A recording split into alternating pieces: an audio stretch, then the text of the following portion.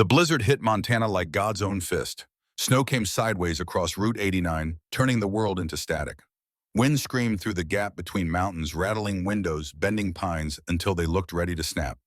The kind of cold that turned breath to ice before it left your lungs. The kind of night that made smart people stay inside. Garrett Hollis wasn't sure he qualified as smart anymore. He stood in the doorway of the rural paramedic station watching the storm devour the parking lot. His shift had ended 20 minutes ago. The heater in his truck would take another 10 to warm up. He could wait inside, but that meant sitting alone with his thoughts, and lately those thoughts had teeth. 39 years old, Navy corpsman for 12 years, 3 tours attached to Marine units in places that didn't show up on tourist maps. Now he wore a civilian paramedic uniform in a town where the biggest emergency was usually old Mrs. Patterson's cat stuck in a tree. The nightmare said that was exactly what he deserved. Garrett zipped his jacket and stepped into the wind. Snow hit his face like needles. He ducked his head and started toward his truck boots, crunching through 6 inches of fresh powder. The station sat alone on the edge of town, surrounded by empty fields that stretched toward the Rockies. No streetlights, just the glow from the station windows in the vast, consuming dark. He was halfway to his truck when he heard it, a sound that didn't belong. Not the wind, not the creak of stressed metal, or the hiss of snow on pavement. Scratching. Garrett stopped.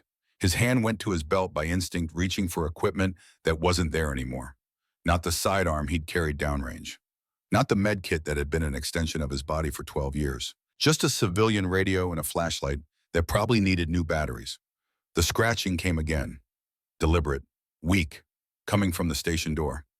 Garrett turned back. The wind tried to push him away, but he leaned into it, boots finding purchase on ice.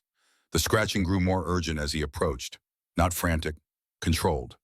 Like someone or something knew exactly what it was doing and was running out of strength to do it. He reached the door and pulled it open. The German Shepherd collapsed across the threshold. For a second, Garrett's mind supplied the wrong context. Kandahar, the firebase. The morning they'd found the local dog that had been caught in crossfire. The way it had looked at him, with eyes that understood it was dying and just wanted someone to witness. But this wasn't Kandahar. This was Montana, December 2024. And the dog bleeding on his doorstep wore a harness Garrett recognized even through the coating of ice and mud. Military-grade, ballistic nylon. Malle webbing threaded through with reinforced stitching at every stress point. This wasn't someone's pet that had gotten lost in the storm. This was an operator.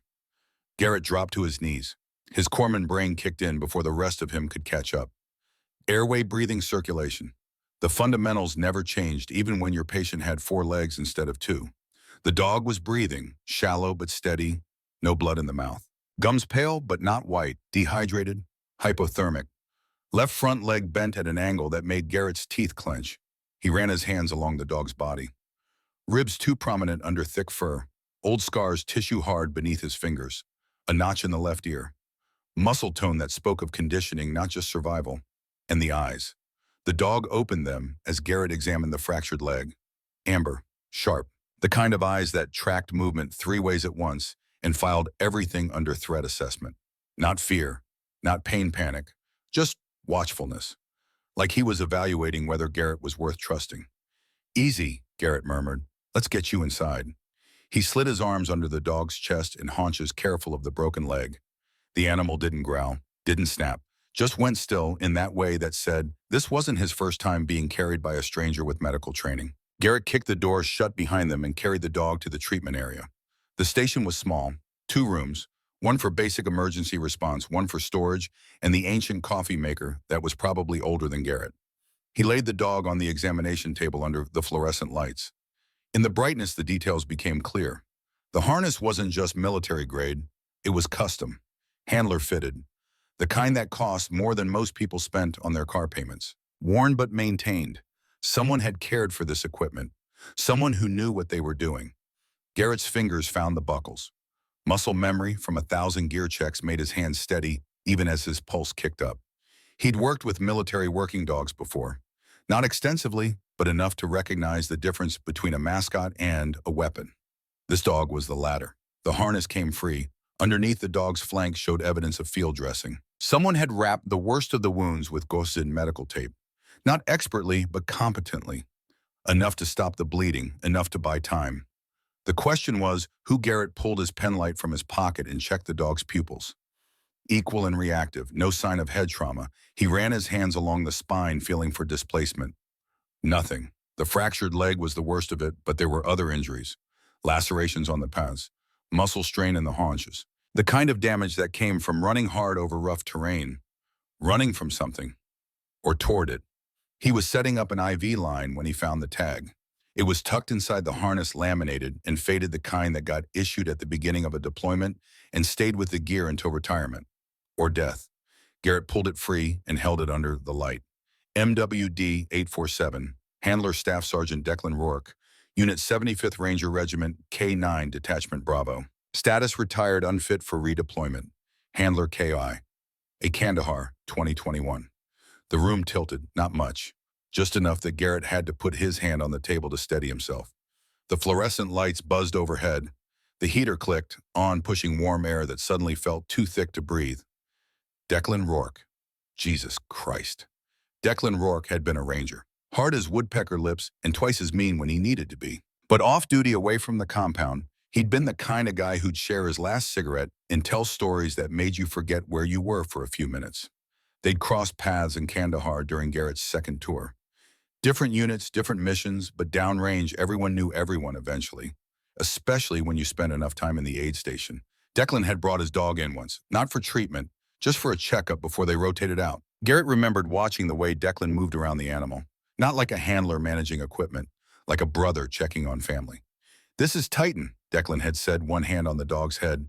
"Best partner I've ever had, smarter than half the officers, braver than most of the enlisted, and he doesn't complain about the food." Garrett had laughed. "What happens when you rotate home?" Declan's smile had dimmed. "That's the thing, Doc. Guys like us, we don't really rotate home. We just change locations. Titan gets it. He's the same way." 2 months later, Declan was dead, IED on a supply route that was supposed to be clear. The explosion killed him instantly. Killed his driver. Killed the gunner. Left the dog alive in the wreckage, howling at a handler who couldn't answer anymore.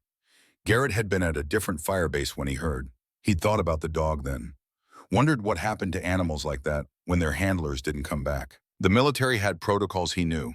Retirement, adoption programs, reassignment if the dog was young enough and stable enough. But looking at the tag status retired, unfit for redeployment, Garrett knew what had really happened. The system had written this dog off. He looked down at the shepherd. The dog's eyes were open, tracking Garrett's movements with that same calm assessment. No whimpering, no begging, just patience, waiting. "Titan," Garrett said quietly. The dog's ears shifted. Not much, just a millimeter, but enough to say he'd heard his name and remembered what it meant. Garrett exhaled slowly. "Your handler's been gone 3 years, hasn't he? And nobody knew what to do with you after that." Titan didn't answer, couldn't answer.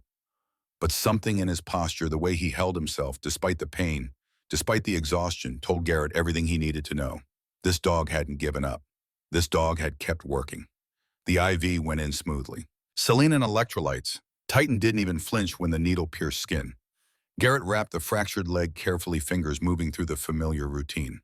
Splint, gauze, tape, elevate, monitor. He'd done this hundreds of times. Different species, same principles. Stop the bleeding, stabilize the patient. Buy time for the body to remember how to heal itself. While his hands worked, his mind spun. A retired military working dog, handler killed in action 3 years ago. Status updated to unfit for service. And yet here he was, 50 miles from the nearest town, in the middle of a blizzard, wearing gear that had been maintained and carrying wounds that spoke of recent activity. Someone had been taking care of him. Or he'd been taking care of himself. Garrett finished the splint and stepped back. Titan's breathing had steadied. The warmth from the heater was starting to penetrate. Color was coming back to his gums. He'd live, at least through the night. Garrett pulled his phone from his pocket. No signal. The storm had probably knocked out the cell tower again. It happened every winter. Montana infrastructure wasn't built for God's tantrums. He'd have to wait until morning to make calls. Figure out where Titan belonged. Who was responsible for him now, except Garrett looked at the tag again. Retired, unfit. Those were words the military used when they didn't want to say abandoned. He'd seen it before. Dogs that got too traumatized, too specialized, too expensive to maintain without a specific mission. The adoption programs were overwhelmed. The kennels were full. And the dogs that didn't fit into neat categories just disappeared, euthanized quietly, forgotten. Nobody wanted to talk about it, but everybody knew. Garrett had made a promise once. Standing in the aid station in Kandahar watching Declan with his dog, they'd been talking about what came after. What happened when the tours ended and the wars kept going without you? Declan had looked at Titan and said, "If something happens to me, Doc, if I don't make it back, promise me you'll make sure he's taken care of.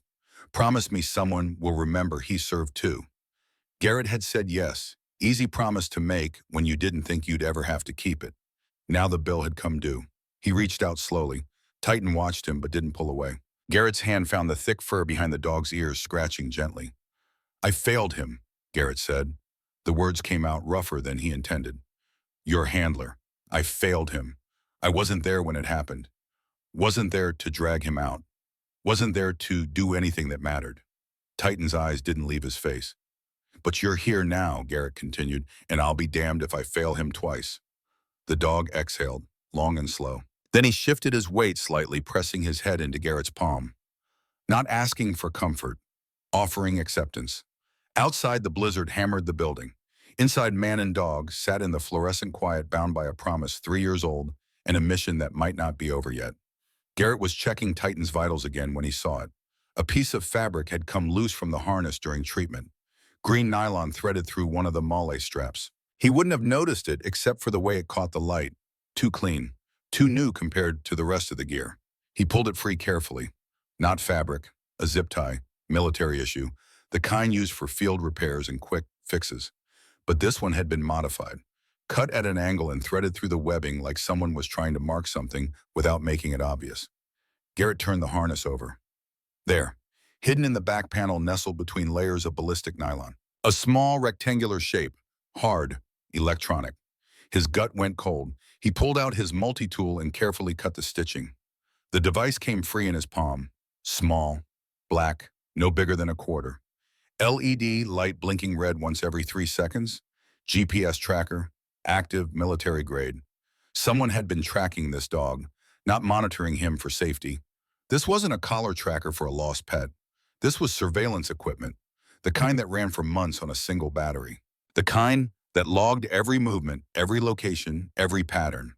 Someone wanted to know where Titan went, where he'd been, who he'd been with, and if the tracker was still active. Garrett's head snapped up. The windows were black with night and snow, nothing visible beyond the glass. But suddenly the station felt very exposed, very isolated, very far from help. He moved quickly, turned off the overhead lights, worked by the glow of the emergency exit sign in the corner. Titan's ears pricked forward, sensing the change in energy. The dog wasn't alarmed, just attentive, ready. Garrett pulled the blinds closed, checked the locks on both doors. Then he knelt beside Titan again and examined the harness more carefully. If there was one tracker, there might be more. He found it 10 minutes later. Not in the harness, in the dog himself. A small raised area behind Titan's left shoulder. Scar tissue, surgical, professional. The kind of precision cut that required training and tools. And underneath the scar, when Garrett pressed carefully, he felt it. Another tracker. Implanted. Probably during a routine medical procedure. Probably without any paperwork. Probably without anyone asking questions. Garrett sat back on his heels. His mind raced through scenarios, none of them good. Military working dogs were valuable, not just as animals, as assets. They cost tens of thousands to train. Hundreds of hours of conditioning. Years of experience that couldn't be bought or rushed. When they retired, that value didn't disappear. It just changed markets. Garrett thought about the tag. Retired, unfit for redeployment. Convenient language. The kind that made a dog worthless to the military, but potentially very valuable to someone else. Cartels needed dogs. Private military contractors needed dogs. Anyone running operations that required detection, tracking, or enforcement. And if someone was in a position to retire dogs early, to mark them as unfit even when they weren't, to redirect them away from adoption programs and toward buyers who didn't ask questions, that would be worth tracking, worth monitoring, worth protecting, worth killing for if necessary. The knock on the door made Garrett's hand go to his belt again. Still nothing there. Still just a civilian in a civilian station with no weapon and no backup. Titan lifted his head, ears forward. No growl. But his body had gone very still. The kind of still that meant he was processing information, calculating threat levels, preparing responses. The knock came again, louder, authoritative. Paramedic station, this is Detective Brunson with Montana State Police. Open up. Garrett's jaw tightened. He moved to the window and pulled the blind aside an inch. A black SUV sat in the parking lot, engine running, headlights cutting through the snow. Official plates, state police markings. A man stood at the door, late 40s, heavy coat, badge visible on his belt. Everything looked legitimate. Everything felt wrong. Garrett went to the door but didn't open it. Station's closed for the night, detective. Emergency calls go through county dispatch. Not here for an emergency. The voice was calm, professional, the kind that was used to being obeyed. Got a report about a stray military working dog. Heard you might have found one. I'm authorized to collect and transport to federal holding. Garrett kept his hand on the door handle. Since when does state police handle military dogs? Federal contract. Brunson's tone didn't change. Still pleasant, still patient. Retired MWDs fall under a special adoption program. We process them through state channels before they go to approved civilian handlers. Standard protocol. It sounded reasonable. It probably was reasonable in most cases. But Garrett had spent enough time around operators, human and canine, to trust his instincts when they started screaming. And right now, they were screaming. I'll need to see the paperwork, Garrett said. Federal authorization, vet transfer orders, chain of custody documentation. Silence on the other side of the door, just long enough to be noticeable. Then, of course, it's in my vehicle. Let me grab it. Garrett watched through the blind as Brunson walked back to the SUV. The detective moved casually. No rush, no concern, but something about the way he opened the back door, the angle, the body position, set off alarms. That wasn't the movement of someone grabbing paperwork. That was the movement of someone checking a weapon. Garrett turned away from the window. Titan was watching him head up despite the splinted leg. Their eyes met. The dog knew. However, he knew scent sounds something deeper. He knew this wasn't routine, wasn't safe, wasn't someone who should be trusted. Garrett made a decision. The kind that couldn't be unmade. The kind that would either save his life or ruin what was left of it. He grabbed his coat from the hook, snatched the medical kit from the counter, pulled Titan's harness back on, carefully avoiding the broken leg. The dog stood weight balanced on 3 legs, ready to move. We're leaving, Garrett whispered. Out the back. Stay quiet. Titan's ears flicked once. Acknowledgement. The back door led to a service alley that ran behind the station. Snow had drifted 3 feet deep, but it was better than the parking lot. Better than being trapped inside when Brunson came back with whatever he'd gone to his vehicle to get. Garrett opened the door as quietly as possible. Wind slammed into him immediately, but he leaned into it, one arm supporting Titan as the dog navigated the deep snow on 3 legs. They made it 20 feet before the shout came from behind. Stop! Federal authorities, stop or I will shoot. Garrett didn't stop, didn't look back, just kept moving. Boots punching through snow. Titan struggling beside him, but refusing to quit. A gunshot cracked over the wind. Not close, warning shot, or maybe just a bad angle in the storm. Garrett ran. The tree line was 50 yards away. Might as well have been 50 miles. His lungs burned. His legs screamed. Titan was falling behind, the injured leg dragging, but the dog kept moving, kept fighting. Another shot. Closer. Snow exploded 2 feet to Garrett's left. Then they were in the trees. Pines thick enough to break the wind. Dark enough to hide movement. Garrett plunged deeper, one hand on Titan's harness as pulling the dog along. Behind them, flashlight beams cut through the darkness.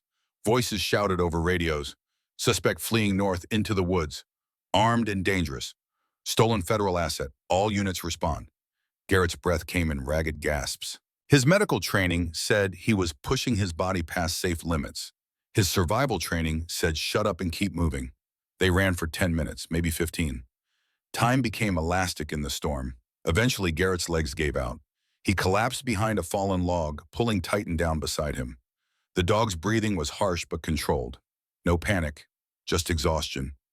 Garrett fumbled his phone out. No signal, not even emergency calls. They were too deep in the mountains, too far from civilization. He looked at Titan. The dog looked back. I'm sorry, Garrett whispered. I should have stayed. Should have called county. Should have done this the right way. Titan's tail moved once against the snow. Not a wag, just acknowledgement. Garrett closed his eyes. Behind his eyelids, he saw Declan. Saw the aid station in Kandahar. Saw the promise he'd made 3 years ago. If something happens to me, Doc, promise me you'll make sure he's taken care of. He'd failed that promise once already. Let the system swallow Declan's partner. Let bureaucracy do what bullets couldn't. Not again. Garrett opened his eyes. The storm was starting to ease. Visibility improving. That meant the people hunting them would have an easier time too. But it also meant Garrett could see where they were going. And he knew these mountains, knew every back road and fire trail and forgotten cabin. He'd spent the last 2 years driving them, running from memories that wouldn't let him sleep. Now those memories might save his life. He looked at Titan. Can you walk? The dog stood, shaky, determined, ready. Good, Garrett said, because we've got about 15 miles to cover before daylight, and I know someone who might actually help us, if he doesn't shoot me first. Titan's ears pricked forward, listening. Garrett pulled himself upright. His body protested. His mind supplied a dozen reasons why this was insane. But his heart, the part that still remembered what it meant to be a corpsman, to never abandon a casualty to carry the wounded, even when your own legs were broken. His heart said move, so he moved. And behind him, limping on 3 legs through snow that should have been impossible, Titan followed. Because operators didn't quit. They just adapted, improvised, overcame. And sometimes when the world forgot they existed, they reminded it. One mission at a time. Hashtag the Forgotten Operator, Part 2. Dawn came slow and gray over the Montana wilderness. Garrett Hollis hadn't slept, couldn't sleep. Every time his eyes started to close, his body reminded him that stopping meant freezing, meant dying, meant letting down the body that had somehow kept pace for 15 miles on a broken leg in pure determination. They'd reached the old fire lookout tower 2 hours before sunrise. It sat on a ridge overlooking the valley, abandoned since the Forest Service had switched to satellite monitoring. No heat, no power, but 4 walls and a roof that mostly kept out the wind. Garrett had carried Titan up the access stairs.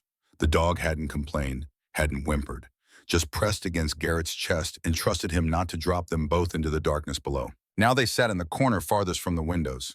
Garrett's medical kit lay open between them. He'd redone Titan's splint, changed the IV bag, wrapped them both in the emergency blankets he'd grabbed from the station. It wasn't enough, wouldn't be enough, but it bought time. Titan's breathing had grown shallow during the night. Not critical yet, but heading that direction. The cold was working against them. The stress, the exertion on an injury that needed rest and surgery, not a forced march through a blizzard. Garrett checked his phone for the 100th time. Still no signal. The storm had passed, but they were too deep in the mountains, too far from the world, which meant Brunson's people couldn't track his phone either. Small mercy. But it also meant no calls for help. No way to contact anyone who might believe his story about corrupt cops and stolen war dogs. He was on his own, the way he'd been on his own for 2 years.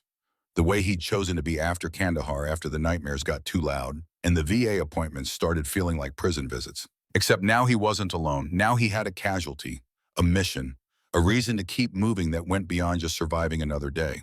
Titan lifted his head, ears forward, body tense despite the exhaustion. Garrett heard it 3 seconds later, rotors, distant but closing, helicopter doing a search pattern over the valley below. He moved to the window and looked out carefully. The sun was just clearing the eastern peaks, turning the snow gold. Beautiful country, the kind that killed you if you weren't paying attention. The helicopter was a black speck against the pale sky. State police markings, searchlights sweeping the terrain even though it was full daylight now. Looking for heat signatures, tracks, anything that said 2 fugitives had passed through. Garrett watched it make a slow circuit. They were too high up, too far from the likely escape routes. The searchers would be focused on the lowlands. Also, the roads, the places a reasonable person would run. But Garrett hadn't been reasonable since 2021. The helicopter moved south following the valley. Its engine noise faded. Garrett waited another 10 minutes before he moved away from the window. Titan was watching him, those amber eyes tracking every movement, calculating, processing. The dog might be exhausted and injured, but his mind was still operational, still working the problem. We can't stay here, Garrett said quietly. They'll expand the search grid. Eventually they'll check the old towers. We need to keep moving. Titan's tail thumped once against the floor. Agreement, or maybe just acknowledgement that his handler was speaking. Handler. The word stuck in Garrett's mind. He wasn't Titan's handler, wasn't his partner, was just a corpsman who'd made a promise he didn't know how to keep. But looking at the dog, seeing the way Titan held himself, despite everything, Garrett understood something. This animal didn't care about official designations, didn't care about paperwork or protocols. He'd lost his handler 3 years ago, spent those years running solo operations because that's what he'd been trained to do, what he'd been built for. And now injured and hunted, he'd chosen Garrett. Not because Garrett was qualified, but because Garrett had shown up when it mattered, had treated his wounds, had run when running was the only option left. Sometimes that was all it took. Sometimes trust was just showing up and refusing to quit. Garrett knelt beside Titan. I need to check your leg. This is going to hurt. The dog went still, not tense, just ready. Garrett unwrapped the splint carefully. The swelling had gone down slightly. Good, but the fracture was still there, still serious. Without proper surgery, Titan would never work again, would probably never walk without a limp. But they weren't thinking about long-term right now. Right now was about the next mile, the next hour, the next breath. Garrett rewrapped his leg with fresh gauze, checked the IV line. Titan's hydration was improving, but he needed food. Real food. Calories to burn against the cold. Garrett had 2 protein bars in his coat pocket. Emergency rations he kept in his vehicle and had grabbed during the flight from the station. He split one in half and offered it to Titan. The dog sniffed it once, then ate carefully, not gulping. Controlled. Like he knew this might be all he got for a while. Garrett ate the other half. It tasted like cardboard and artificial peanut butter. It tasted like survival. While he chewed, he thought about their options. They were limited, dangerous. But there was one possibility. One person who might help. If Garrett could reach him. If he was even still in Montana. If he didn't shoot Garrett on sight for bringing trouble to his door. Senior Chief Brennan Kavanaugh. Garrett had met him during his 3rd tour. Kavanaugh was SEAL team material. The kind of operator who could infiltrate hostile territory, complete the mission, and be back at base before anyone knew he'd been gone. But he'd also been one of the few people downrange who understood that not every battle was fought with bullets. They'd bonded over that, over the understanding that sometimes the hardest thing was carrying the weight of the people you couldn't save. Kavanaugh had retired 2 years ago, bought a cabin somewhere in the Montana wilderness and disappeared. Garrett had heard rumors, seen a few mentions on veteran social media groups, but he'd never reached out, never had a reason to. Until now, the problem was finding him. Kavanaugh's cabin was off-grid, no address, no phone line, just a location that maybe 6 people in the world knew about. But Garrett knew the general area, southwest of here, deep in the national forest, maybe 25 miles as the crow flies, 40 or 50 on foot through mountain terrain, with an injured dog while being hunted by state police in winter. The smart move was to surrender, turn himself in, trust the system to sort it out. Explain about the trackers and Brunson and the whole situation. But Garrett had trusted the system before, had trusted it to take care of Titan after Declan died, had trusted it to process his medical discharge properly, had trusted it to help when the nightmares started making him afraid to sleep. The system had failed every time. So maybe it was time to stop trusting the system and start trusting his instincts. Garrett stood up. Titan's head tracked the movement. We're going to see an old friend, Garrett said. He's going to be pissed that I'm bringing heat to his door. But if anyone can help us figure out what's really going on, it's him. Titan struggled to his feet. 3 legs, determination, ready to move. They left the tower just after 7. The sun was fully up now, turning the snowfields blinding white. Garrett had taken one of the emergency blankets and fashioned it into a makeshift sling for Titan. Not perfect, but it took some weight off the injured leg. Let the dog move faster. They stuck to the tree line, avoided the open spaces where a helicopter could spot them. The going was slow, brutal. Garrett's legs burned, his lungs ached, but he kept moving. Behind him, Titan matched his pace. Never complained, never slowed unless Garrett slowed first. 2 hours in, Garrett heard engines. He dropped flat immediately. Titan beside him. They lay in the snow behind a fallen pine and watched as 3 state police SUVs wound their way up the fire road below. Moving slowly, methodically, searching. Garrett held his breath. They were 200 yards away, too far for visual identification in the trees. But if someone had thermal imaging, the SUVs kept moving, past their position, continued up the road toward the lookout tower. Garrett waited until they were out of sight. Then he moved again, faster now. They'd find the tower, find evidence that someone had been there. The search would intensify. Time was running out. By noon, they'd covered maybe 10 miles. Not fast enough. Garrett's body was starting to fail. Muscles cramping, vision blurring at the edges. He'd pushed through worse, had carried wounded Marines through firefights.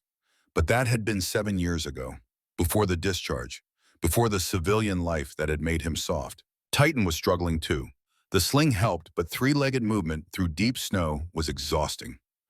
The dog's breathing had grown labored. His eyes were starting to show pain.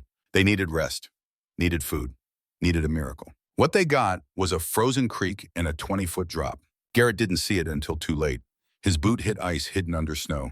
His weight shifted wrong, and suddenly he was falling, rolling tight and sliding beside him in a tangle of harness and emergency blanket. They hit the creek bed hard. Garrett felt something crack in his ribs. Not broken, just bruised, but enough to drive the air from his lungs and turn his vision white for a few seconds. When he could breathe again, he checked Titan first.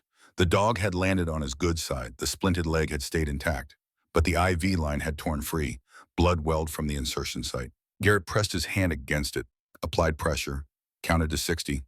When he pulled his hand away, the bleeding had stopped. Small mercy. But they were both soaked now. Creek water had seeped through their clothes, through the blanket, and the temperature was dropping as afternoon wore on. Hypothermia, the silent killer. Faster than bullets, more certain than any enemy. Garrett's corpsman training kicked in. Get dry, get warm, get moving. He stripped off his wet jacket, pulled the emergency blanket around both of them. Titan pressed against his chest, sharing body heat. The dog was shivering now. Not fear, just cold. The kind that got into your bones and didn't let go. Garrett held him close, rubbed circulation back into the dog's legs, checked his gums, still pink, still fighting. Not like this, Garrett whispered. You didn't survive 3 years alone just to freeze in a creek bed with a washed-up corpsman. Titan's eyes found his, held. Something passed between them. Not words, not even understanding in the human sense. Just connection. The kind that happened between people who'd both seen the worst and decided to keep going anyway. Garrett pulled out his phone. Still no signal, but the GPS still worked. He checked their position. They were closer than he'd thought. Maybe 15 miles from where Kavanaugh's cabin should be. If he was remembering the coordinates right, if the cabin still existed, if Kavanaugh was even there. A lot of ifs, but that's all they had now. Garrett forced himself to stand. His ribs screamed. His legs didn't want to support his weight. But he'd been through worse. Had been shot once in Helmand and kept working for 3 more hours before letting anyone look at the wound. This was just pain. Pain was temporary. Death was permanent. He helped tighten up. The dog swayed, steadied, found his balance on 3 legs. 5 more miles, Garrett said. Then we rest. Then we figure out the next move. They climbed out of the creek bed. Every step was agony. Every breath felt like ice in Garrett's lungs. But they moved. The sun was starting to set when Garrett saw the smoke. Just a thin line against the darkening sky. Easy to miss if you weren't looking for it, but Garrett had spent years learning to spot the details that saved lives.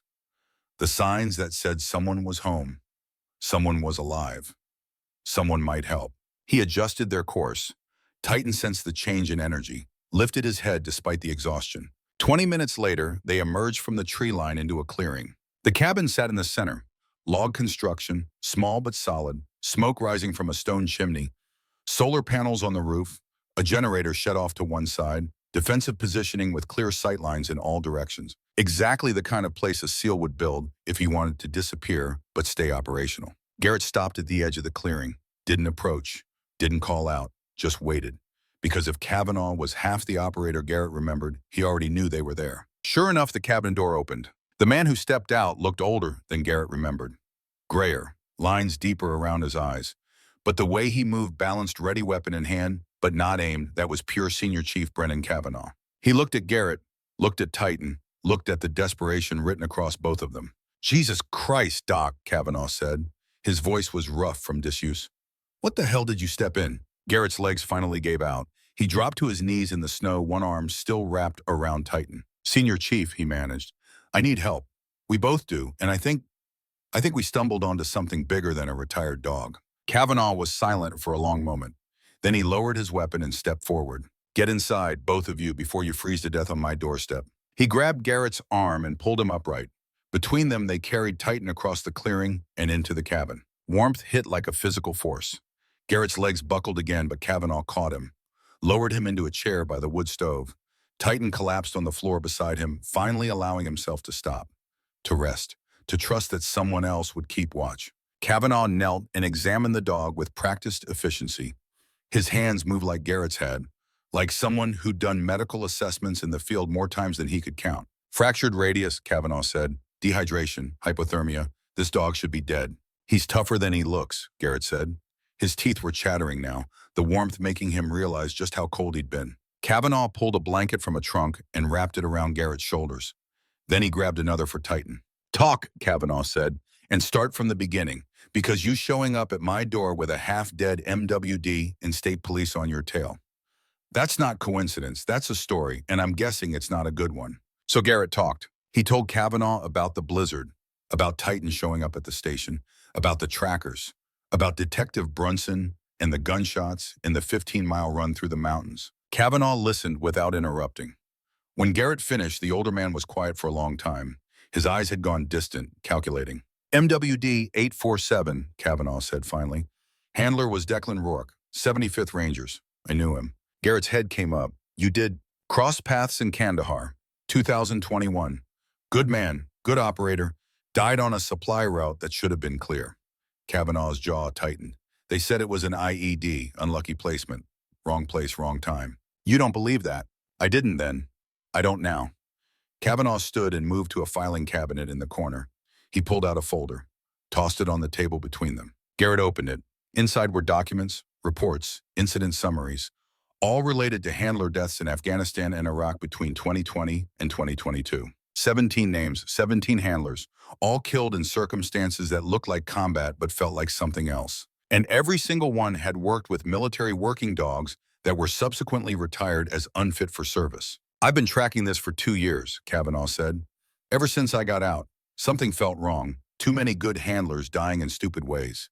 Too many MWDs disappearing into the system. Garrett stared at the papers. You think someone's killing handlers to get access to their dogs?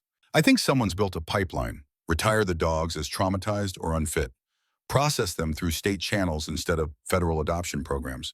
Dogs disappear, end up with cartels, private contractors, anyone willing to pay for a fully trained combat animal. But why kill the handlers? Because handlers ask questions. Handlers remember their dogs. Handlers file reports when their partners go missing. Kavanaugh's voice was flat, cold. Easier to eliminate the handler, blame it on combat, retire the dog, profit. Garrett felt sick. How many? 47 dogs over 3 years, that I can confirm. Probably more I haven't found yet. Titan lifted his head, looked at Kavanaugh. Something in the dog's eyes said he understood. Not the words, but the meaning, the validation that what he'd survived was real, was deliberate, was worth fighting against. Detective Brunson, Garrett said, he's part of this. State police would be the perfect cover. Federal contracts to process retired MWDs, authority to move across state lines, access to military databases. Kavanaugh pulled out another file. This one had photos, surveillance shots. I've been watching him for 6 months. He's not working alone. There's a network, at least a dozen officers across Montana, Wyoming, Idaho. How do we stop them? Kavanaugh looked at him, really looked. We don't dock. We're 2 retired operators and a broken dog. We go up against corrupt cops with a trafficking network. We disappear. No investigation, no justice. Just 3 more casualties nobody remembers. So what we hide run, let them keep killing handlers and stealing dogs. We survive. We pick our battles. We live to fight another day. Garrett shook his head. That's not good enough. It's realistic. Declan Rourke asked me to take care of his dog. That was his last request. I failed him once. I'm not failing him again. Kavanaugh was quiet. Then he sighed. You sound like me, 20 years ago, before I learned that heroism gets people killed. Maybe, but doing nothing gets people killed too. Just slower. And you have to live with it longer. Something flickered in Kavanaugh's eyes. Old pain, old regrets, the kind that came from too many compromises that had seemed reasonable at the time. He looked down at Titan. The dog was watching them both, waiting. Like he knew whatever came next would determine whether his 3 years of freelance operations meant anything at all. All right, Kavanaugh said finally.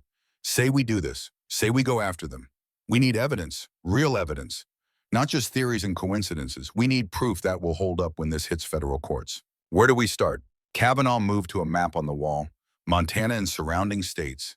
Red pins marked locations, dates, handler deaths. Brunson uses an old military depot as a staging area, about 40 miles north of here. That's where they hold the dogs before shipping them to buyers.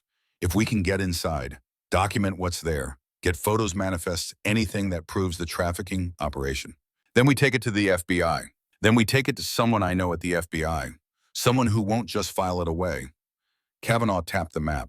But this depot is guarded, probably 6 to 8 officers, armed, trained. They'll shoot first and claim we were trespassing later. Garrett looked at Titan. The dog was resting but alert, still operational despite everything. "How do you want to do this?" Garrett asked. Kavanaugh smiled. It wasn't a happy expression. "Like we used to downrange. Fast, quiet, overwhelming force at the point of contact, in and out before they know what hit them. When, tomorrow night, gives you time to rest, gives me time to prep gear, gives our four-legged friend time to stabilize." Kavanaugh knelt beside Titan, scratched behind his ears. "You up for one more mission, buddy? One last operation?" Titan's tail moved, just once, but it was enough. Garrett closed his eyes. Exhaustion was catching up. But underneath it, something else was building. Purpose, the thing that had been missing for 2 years. The thing that made getting up in the morning mean something more than just avoiding the nightmares. "Doc," Kavanaugh said quietly, "you sure about this? Once we start, there's no backing out. We're committed." Garrett opened his eyes. "I've been committed since the moment Titan showed up at my door. I just didn't know what I was committing to yet." "Fair enough." Kavanaugh stood. "Get some sleep. Real sleep. I'll keep watch. In the morning, we plan this properly. Do it right." Garrett nodded, started to stand. Kavanaugh put a hand on his shoulder. "For what it's worth," the older man said. "Declan would be proud. What you're doing, what you're risking. That's the kind of thing brothers do for each other. I barely knew him." "Doesn't matter. You knew him enough. That's all it takes." Kavanaugh moved toward the door. "Now sleep. Tomorrow we go to war, and wars don't care how tired you are." He left Garrett alone with Titan in the warm glow of the wood stove. Garrett slid down to the floor, wrapped himself around the dog. Titan pressed against him. Two broken operators, one mission, one chance. Outside, the Montana night settled over the mountains like a held breath, waiting for morning, waiting for the moment when two men and a war dog would stop running and start hunting. Because sometimes the only way to survive was to turn around and face the thing chasing you. And sometimes the only way to honor the dead was to finish what they started, even if it killed you, especially if it killed you. The depot looked like every other forgotten military installation Garrett had seen. Chain link fence topped with razor wire, concrete bunkers weathered by decades of mountain winters, guard towers that hadn't held guards since the Cold War ended, the kind of place that showed up on maps as decommissioned federal property and in reality became a dumping ground for things the government wanted to forget about. Things like retired war dogs nobody knew what to do with. Garrett and Kavanaugh lay on their stomachs in the snow 200 yards from the main gate. Full dark, no moon, just starlight reflecting off snow and the distant glow of sodium vapor lights around the depot perimeter. Titan lay between them. The dog's breathing was steady, controlled. His splinted leg was wrapped in dark fabric to prevent reflection. In the past 24 hours, Kavanaugh had worked some kind of medical magic. The swelling had gone down.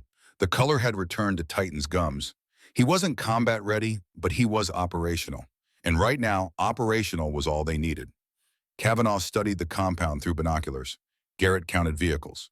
3 SUVs parked near the main building. 1 pickup truck by the loading dock. All state police markings.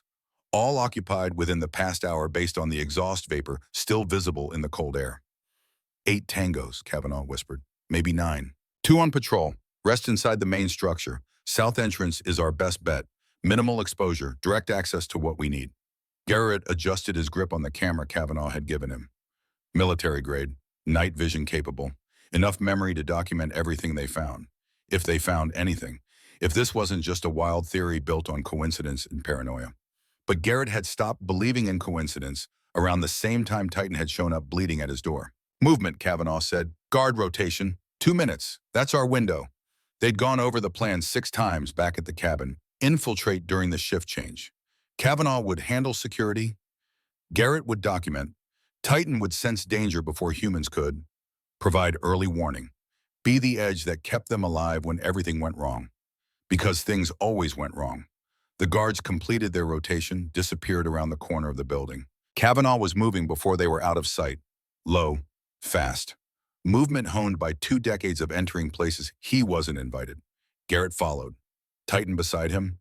The dog moved on 3 legs with efficiency that made the injury almost invisible. Almost. They reached the fence in 30 seconds. Kavanaugh had wire cutters out before Garrett caught up. The chain link parted with soft metallic whispers. They slipped through. Kavanaugh reset the fence behind them. Casual inspection wouldn't show the breach. Close examination would. But by then they'd either be gone or dead.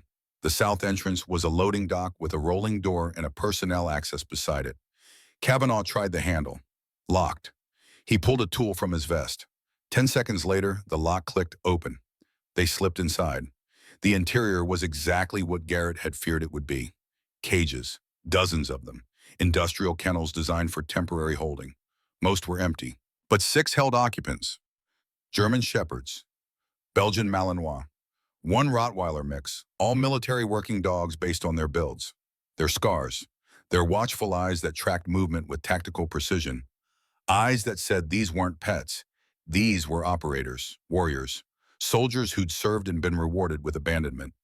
Titan moved forward, his body language changed, communicating something Garrett couldn't understand but the other dogs could. One by one they settled. The tension in the room dropped. Whatever Titan had told them, they'd understood. Trust this, trust him.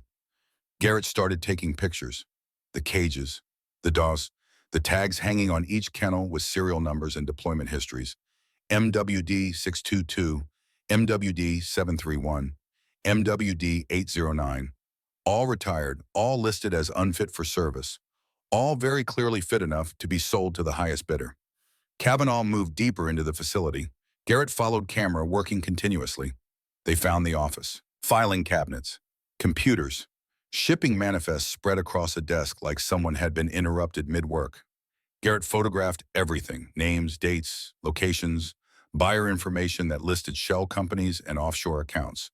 47 dogs, just like Kavanaugh had said, sold over 3 years to cartels in Mexico, private military contractors in Africa, security firms in the Middle East, each transaction worth $50,000 to $70,000. The math was simple and horrifying. Over $2 million in revenue from animals the government had written off as worthless. But the worst part was the other list. Handler names, dates of death, circumstances, all marked with a code that Garrett didn't understand until he found the legend taped to the inside of a drawer. Green natural combat death, no follow-up required. Yellow combat death, suspicious timing. Monitor adoption inquiries. Red handler asking questions. Eliminate before discharge. Garrett's hands shook as he photographed the list. Declan Rourke's name was there, marked yellow, then red, then crossed out with a date, April 23, 2021. The day he'd died on a supply route that should have been clear. The day he'd been murdered for caring too much about his dog. Doc, Kavanaugh's voice was tight. We need to move, now. Garrett looked up. Kavanaugh was at the window. Outside, vehicle lights were approaching. Multiple vehicles, moving fast. They know we're here, Kavanaugh said. Someone tripped a silent alarm, or we were made on approach. Either way, we've got maybe 2 minutes before this place is swarming. Garrett grabbed the hard drive from the computer. Shoved it in his vest. The camera was already full of evidence. Enough to bring down Brunson. Enough to expose the whole network. If they survived the next 2 minutes. They ran for the loading dock. Titan ahead of them, moving like the injury was forgotten. Adrenaline. Training. The same things that kept human operators moving when their bodies said stop. They burst through the door into chaos. Force UVs, headlights cutting through the darkness. Doors opening, armed officers emerging.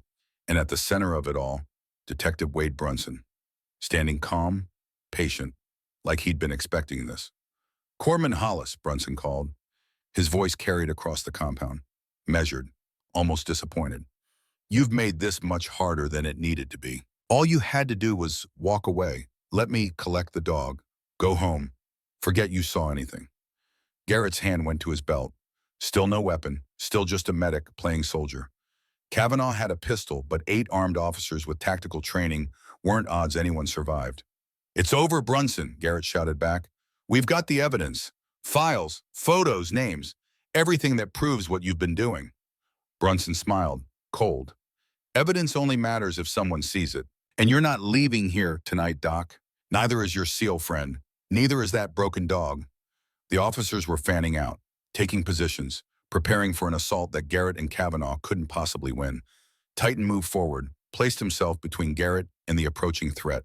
The dog's body language had changed completely. No longer the injured stray seeking help. Now he was what he'd always been, a warrior, a weapon. A brother standing between his handler and the enemy. But Garrett saw something else. Saw the way Titan's injured leg trembled. Saw the exhaustion in his frame. This dog had given everything already. Had run 15 miles on a broken leg. Had survived 3 years alone.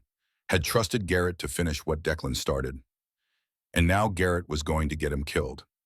Last chance, Brunson said. Hand over the evidence. Surrender peacefully. Maybe you live to see tomorrow. Garrett looked at Kavanaugh. The older man's face was grim but determined. They both knew there was no surrender here. Brunson couldn't let them live. Not with what they knew. Not with what they'd documented. One of the younger officers shifted uncomfortably. Kid couldn't be more than 25. Fresh face. The kind who joined to serve, not to profit from corruption. Garrett saw the moment doubt crack through his training. Tighten, Garrett said quietly. Get help. The dog's ears swiveled, focused on Garrett's voice. Run. Find Agent Callahan. Bring her back. Go. Titan didn't move. His gaze stayed locked on Garrett, questioning. This wasn't protocol. The protocol was stay. Protect. Fight beside your handler until the end. That's an order, soldier, Garrett said. His voice broke slightly. Complete the mission. Get help. That's the mission now. For 3 seconds, Titan didn't respond. Then something shifted in his eyes. Understanding. Acceptance. Trust that his handler knew what he was doing. Titan turned and ran. He moved on 3 legs with speed that shouldn't have been possible. Officers shouted, weapons tracked, but the dog was already gone, disappeared into the darkness between buildings, heading for the fence line and the forest beyond. Brunson's calm facade cracked. Stop that dog now. 2 officers broke formation, chased after Titan. The remaining 6 closed on Garrett and Kavanaugh. Stupid move, Doc, Brunson said. That dog won't make it a mile, and you just wasted your last bargaining chip. Garrett pulled the hard drive from his vest, held it up. This is my bargaining chip. Everything you've done, everyone you've killed. All right here, you want it? Come get it. He threw the drive, hard, high. It arced through the air and disappeared into the snow 30 yards away. Brunson's face went dark. Find it, now. 3 officers scrambled, searching, distracted. The young officer who'd hesitated earlier lowered his weapon completely. I'm not doing this, he said. His voice shook but held firm. I didn't sign up to murder veterans and shoot dogs. You want to do this, detective, you do it without me. Brunson's head snapped toward him. Officer Reeves, you will follow orders, or what? You'll add me to your kill list. Reeves backed away, weapon pointed at the ground. I'm done. I'll cooperate with whatever investigation comes. But I'm done with this.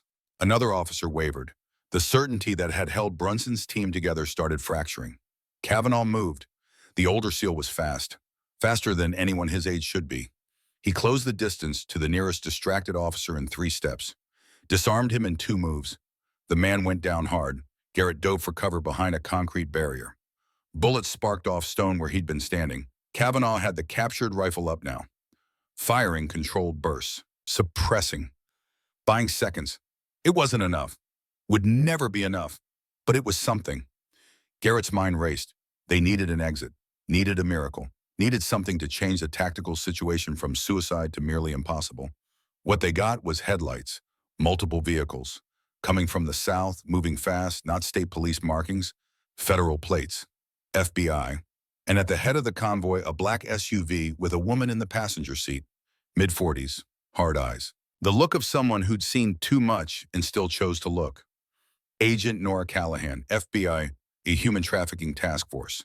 The woman who'd been investigating the same pipeline for 5 years. The woman whose sister had disappeared into a trafficking network 12 years ago and never been found. The woman Kavanaugh had sent encrypted files to yesterday. Just in case. Just as backup. Just as a prayer that someone in the system still gave a damn. The FBI vehicles surrounded the compound. Agents emerged. Weapons drawn. Federal authority that even corrupt state cops had to acknowledge. Callahan's voice came over a loudspeaker. Clear. Uncompromising. This is FBI Special Agent Callahan. All weapons down. All personnel on the ground. This facility is now under federal jurisdiction. Anyone who resists will be arrested and prosecuted under federal trafficking laws. For a moment, nobody moved. Brunson and his officers frozen. Garrett and Kavanaugh pressed against cover. The night holding its breath. Then Officer Reeves dropped his weapon completely. Raised his hands. I'm cooperating. I didn't know the full extent. I swear I didn't know. The dam broke. 2 more officers surrendered, then another, until only Brunson and 2 loyalists still held weapons. You can't prove anything, Brunson said, but his voice had lost its confidence. We were conducting a legal operation, processing retired military assets, everything by the book. Callahan walked forward. No fear, no hesitation, Just certainty built on 5 years of investigation and 12 years of personal rage. Detective Wade Brunson, you're under arrest for human trafficking, racketeering, conspiracy to commit murder, and about 40 other federal charges my team is still counting. You have the right to remain silent, and honestly, you should probably use it. Brunson's weapon wavered. For a second, Garrett thought he might fight, might choose death over prison. But then his shoulders sagged. The gun lowered. He was just a cop again, an old cop who'd made bad choices and run out of options. FBI agents swarmed. Handcuffs clicked. Rights were read. The officers who'd surrendered early were separated from Brunson and his core team. Promises were made about cooperation and reduced sentences. Garrett leaned against the concrete barrier. His legs didn't want to hold him anymore. Kavanaugh appeared beside him. The older man had a cut on his forehead, blood on his jacket, but he was smiling. Not bad for a washed-up corpsman, Kavanaugh said. Not bad for a retired SEAL who should know better than to trust my plans. Your plans, Kavanaugh wiped blood from his eye. That was chaos held together with hope and desperation. Worked, though. Yeah, it did. Agent Callahan approached them. She studied both men with the practiced assessment of someone who'd spent years reading people. You two must be the ones who sent me those encrypted files. The package with about 1,000 federal crimes documented in excruciating detail. Kavanaugh nodded. That'd be us. You know you violated about a dozen laws getting that evidence, breaking and entering, trespassing, theft of federal property. Yes, ma'am. Good, makes my job easier. I don't have to pretend you're innocent civilians who stumbled onto this. She paused. But you're also the reason we can shut down a trafficking pipeline that's been operating for 3 years. So I'm going to forget about the laws you broke. And you're going to forget about filing any complaints regarding the state police officers who tried to kill you. We clear. Crystal, Garrett said. Callahan looked past them toward the darkness where Titan had disappeared. Your dog, the German Shepherd. He came straight to my vehicle about a mile south of here. Sat at attention until we followed. Smart animal. Garrett's chest tightened. Is he sitting in my SUV right now, refusing to let anyone touch him except my field medic? Won't stop staring in this direction, like he's waiting for someone. Garrett started walking. His body protested every step, but he kept moving. Kavanaugh beside him. They reached Callahan's vehicle. Titan sat in the back seat, splinted leg elevated. Someone had given him water, food. But his gaze was locked south, locked on the path Garrett would take. Waiting, the way he'd been waiting for 3 years. For someone to see him, to acknowledge what he'd done, to remember that he'd served too. Garrett opened the door. Titan shifted forward carefully, pressed his head against Garrett's chest, not seeking comfort, offering it, the way brothers did after the bullets stopped and the counting began. Good boy, Garrett whispered. Good soldier. Mission accomplished. Titan's tail moved once, slow, deliberate, acknowledgement. Behind them, FBI agents were leading the arrested officers to transport vehicles, photographing the facility, cataloging evidence, the machinery of justice grinding forward. Kavanaugh appeared at Garrett's shoulder. They found 12 more dogs in a secondary building, all retired MWDs, all scheduled for transport tomorrow. You saved them, all of them. Garrett didn't feel like he'd saved anything, just felt tired, hollowed out, empty in the way that came after adrenaline burned away and left nothing but the cost. Declan would be proud, Kavanaugh said quietly. You kept your word, not the way anyone expected, but you kept it. He shouldn't have had to ask. The system should have protected Titan, should have taken care of all of them. Yeah, but the system failed, so you didn't. That's all we can do sometimes. Be there when the system fails. Agent Callahan joined them. We're going to need statements, full depositions, everything you know and everything you found. But that can wait until tomorrow. Right now, medical is setting up triage. You both need to be checked, and your dog needs real surgery, not field medicine. He's not, Garrett started. Not your dog. Yeah, I heard. But he's following you like you're his handler. And his paperwork says his last handler is deceased. So unless someone else steps forward with a claim, I'm starting the adoption process with your name on it. Garrett looked down at Titan. The dog looked back, steady, sure. Like this was always how it was supposed to end. Okay, Garrett said, if he'll have me. Titan's tail thumped against the seat, once, twice. Agreement. The next hours blurred together. Medical examinations, statements, depositions recorded on video for prosecutions that would follow. Garrett's ribs were bruised but not broken. Kavanaugh needed 6 stitches. Titan went into surgery at a veterinary hospital that specialized in working dogs. The surgeon said it would be 3 hours, maybe 4. Garrett waited, couldn't leave, couldn't stop until he knew Titan would be okay. Kavanaugh waited with him. They didn't talk much, didn't need to. They'd already said everything that mattered in the moment between accepting the mission and walking into certain death. Dawn was breaking when the surgeon emerged. He's stable, leg is repaired. He'll have a permanent limp, but nothing that will stop him from living a full life. Whatever he went through the past few days should have killed him, but that dog's tougher than any animal I've ever treated. Can I see him? Garrett asked. He's still sedated. But sure, come on back.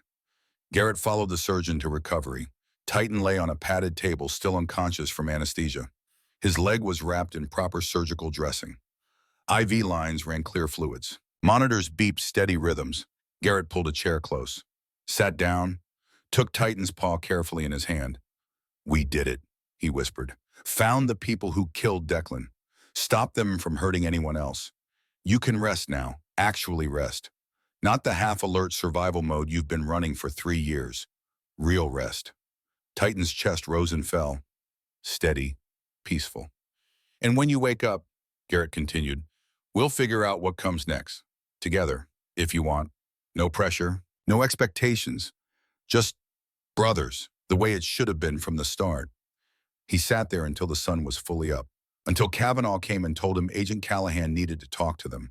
Until Titan's eyes finally opened, still groggy, but aware. Still tracking, still operational, still trusting that Garrett would be there when it mattered. 6 months later, Garrett stood in front of a congressional hearing room and told the story again.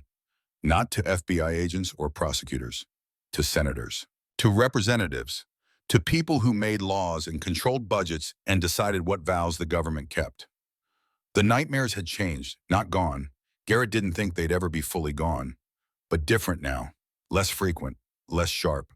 He still woke sometimes with his heart pounding, hands reaching for wounded that weren't there. But now when he opened his eyes in the dark, Titan was there.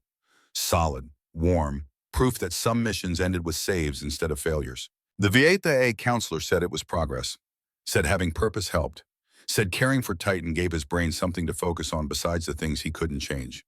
Garrett thought it was simpler than that. He'd made a vow, kept it, proven to himself that he could still do what mattered most, show up when someone needed him. That was enough. Not healing, but enough to keep moving forward. Agent Callahan sat beside him at the hearing table. So did Kavanaugh. And at Garrett's feet, wearing a service vest and looking more official than half the politicians in the room, sat Titan. The dog's leg had healed. The limp was barely noticeable. He'd gained back the weight he'd lost. But more than that, the haunted look was gone from his eyes, replaced by something calmer, more settled. The look of someone who'd finally found home. Garrett finished his testimony. The committee chairman thanked him. Said the investigation had led to 14 arrests across 3 states. Said 47 military working dogs had been recovered and returned to proper adoption programs. Said new protocols were being implemented to prevent this from happening again. Said a lot of things that sounded good but might not change anything. Then a junior senator from Montana stood up. Mr. Hollis, one question. After everything you've been through, everything you've risked, was it worth it? Garrett looked down at Titan. The dog looked back. Golden eyes steady. Sure, a brother who'd chosen him just as much as Garrett had chosen the mission. Senator, Garrett said, 3 years ago, Staff Sergeant Declan Rourke died believing the system would take care of his partner. Instead, that partner spent 3 years alone, running missions nobody asked him to run, saving lives nobody thanked him for, waiting for someone to remember he existed. He paused. Every handler who deploys with a military working dog makes an unspoken vow. That bond is sacred. Those animals serve with the same courage as any soldier. They deserve the same honor, the same care, the same commitment that will bring them home and take care of them when the wars end. We broke faith, not once, but 47 times. That's 47 handlers who died believing their partners would be safe. 47 dogs betrayed by the system they served. Garrett's voice hardened. So yes, Senator, it was worth it, because one vow kept is better than 1,000 broken. And if exposing this network means one less dog dies forgotten in a cage somewhere, then every step through that blizzard was worth it. The room was quiet. Then applause started slow, built. Politicians who probably didn't agree on anything else united by something simple, something true. The idea that vows mattered, that service deserved honor, that the bond between warrior and war dog was sacred enough to fight for. After the hearing, Garrett and Titan walked out of the Capitol building into spring sunshine. Washington, D.C. was warm, green, nothing like Montana, but it felt good to be somewhere that wasn't defined by snow and survival. Agent Callahan caught up with them on the steps. That was quite a speech. Just the truth. Truth doesn't always play well in these rooms, but you did good. She handed him a folder. This is the final count. 19 additional dogs recovered through the expanded investigation, 28 arrests total, 3 separate trafficking networks dismantled. Garrett opened the folder. Photos, names, dogs that would get second chances because one injured shepherd had refused to quit. There's more, Callahan said. The military is establishing a new program. Fallen Handler Task Force, joint operation between FBI and Department of Defense, focused on protecting retired MWDs and investigating suspicious handler deaths. Good. They want you to run it. Garrett looked up. What? You and Senior Chief Kavanaugh, co-directors, full federal authority, resources, support, a chance to make sure this never happens again. Callahan smiled slightly. It's what Declan would have wanted, someone who cares enough to break the rules when the rules are wrong. Garrett looked down at Titan. The dog sat patiently, watching, waiting, ready for whatever came next. Can Titan work with me officially? He's already approved. MWD 847 status updated to active duty special operations. Handler Garrett Hollis, as of this morning. Something tight in Garrett's chest loosened, not healed. Probably never fully healed, but looser, lighter. When do we start? Monday. There are 46 more cases waiting. 46 more dogs that need someone to remember they served. Someone to bring them home. Callahan extended her hand. Welcome to the task force, Director Hollis. Garrett shook her hand. Then he looked down at Titan. Ready for the next one, soldier. Titan stood, tail wagging once, firm, the answer he'd always given, always ready. 3 months later, somewhere in Wyoming, another injured military working dog limped up to a rural veterinary clinic and scratched at the door. Inside, Garrett heard it, recognized the sound, the pattern, the desperate hope of someone who'd been told they were worthless but refused to believe it. He opened the door. German Shepherd, female, retired, alone. Titan appeared beside him. The 2 dogs looked at each other. Recognition, understanding that only came from shared experience, shared survival. Garrett knelt down.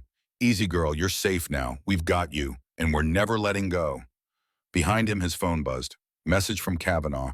3 more possibles identified in Idaho. Moving to investigate. Garrett smiled, looked at Titan. Ready to work. The dog's tail wagged once. Firm, certain, always ready. They helped the new dog inside. Started the examination. Made the calls. Set the wheels in motion that would bring another forgotten soldier home. Outside, the sun set over the Wyoming plains. Painted the sky gold and orange and red. The colors of honor, of service, of vows kept even when the world had moved on. The color of dawn after the longest night.